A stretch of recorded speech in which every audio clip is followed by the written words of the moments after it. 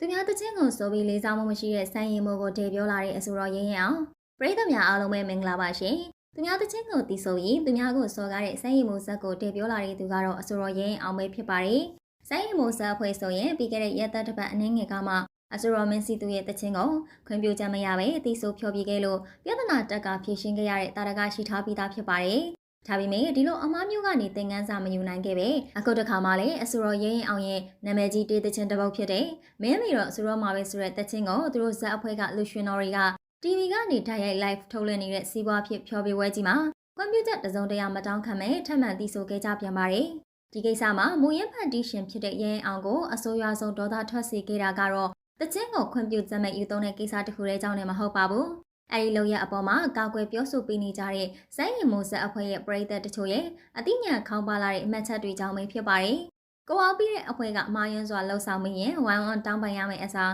ငါတို့ဆက်အဖွဲ့ကလူရှင်တော်တွေဆိုပြီးလိုက်လို့မင်းတချင်းကပိုပြီးနာမည်ကြီးသွားတာကျေးဇူးတင်ရအောင်မယ်ဆိုတဲ့ပုံစံမျိုးနဲ့အလွန်ရိုင်းဆိုင်ပြီးစီးလော့ဝါလော့ဝင်ရောက်ရေးသားခဲ့ကြတာဖြစ်ပါတယ်။တကယ်တမ်းတချင်းတစ်ပုဒ်ပေါ်ပေါက်လာဖို့ဆိုတာအစတော်တယောက်တည်းစတူဒီယိုထဲကိုဝင်ပြီးကောက်ဆိုလိုက်ရုံနဲ့ပြီးသွားတဲ့ကိစ္စမဟုတ်ပါဘူး။တန်စတဲ့စာသားဖန်တီးရတဲ့တေးအတန်ဖန်အင်ဂျင်နီယာတေးဂီတာဖန်တီးသူစတဲ့ကျွမ်းကျင်ပညာရှင်လူပေါင်းများစွာကနိမအားညာမနာအချိန်တွေပေးဆက်ရသလိုငွေကြေးသိန်းပေါင်းများစွာယင်းဒီမြုံနှံပြီးမှထွက်ပေါ်လာရတဲ့အမှုပညာချွေးနှဲစာစစ်စစ်ဖြစ်ပါတယ်။ဒါကိုအလွယ်တကူယူဆိုပြီးငါတို့ဆိုပြီးလို့နာမည်ကြီးတာလို့ပြောဆိုလာခြင်းဟာမူရင်းဖန်တီးရှင်တွေရဲ့နှစ်ပေါင်းများစွာစူးစမ်းအထောက်မှုနဲ့ယင်းဒီမြုံနှံမှုတွေကိုပြောင်ပြောင်တင်းတင်းဆော်ကားလိုက်တာလေးဖြစ်ပါတယ်။ဒီလိုစီကံမိတ်မှုတွေနဲ့ညာနာမိုဘိုင်းခွင့်ချုပ်ဖောက်မှုတွေအပေါ်ရရင်အောင်ကတော့ရင်ငုံနှုတ်ပိတ်မနေတော့ပဲလူမှုကွန်ရက်ကနေပြက်ပြက်သားသားတုံ့ပြန်ဖြည့်ရှင်းလာခဲ့ပါတယ်ဒီလိုအဖွဲ့အစည်းဒါမှမဟုတ်အစုအဖွဲ့တစ်ခုရဲ့ logo တက်ပြီး live မှာဆိုဖို့ဘသူကိုအကြောင်းကြားပြီးဘသူစီကခွင့်ပြုချက်ယူထားတယ်လဲဆိုတာသိချင်ကြပါတယ်လို့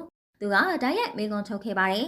ဒါအပြင်ပရိသတ်တွေအနေနဲ့မိုဘိုင်းခွင့်နဲ့ပတ်သက်ပြီးသေချာနားလေသဘောပေါက်စေဖို့ဂီတလောကရဲ့စီမင်းစည်းကမ်းတချို့ကိုလည်းရှင်းပြခဲ့ပါတယ်သူ့တချင်းကိုသူကိုယ်တိုင်ရိုက်ကူးရေးပါတဲ့ပွဲဒါမှမဟုတ် live ထုတ်လွှင့်မှုပါတဲ့စီးပွားဖြစ်ပွဲတွေမှာတည်ဆိုမယ်ဆိုရင်တော့မှ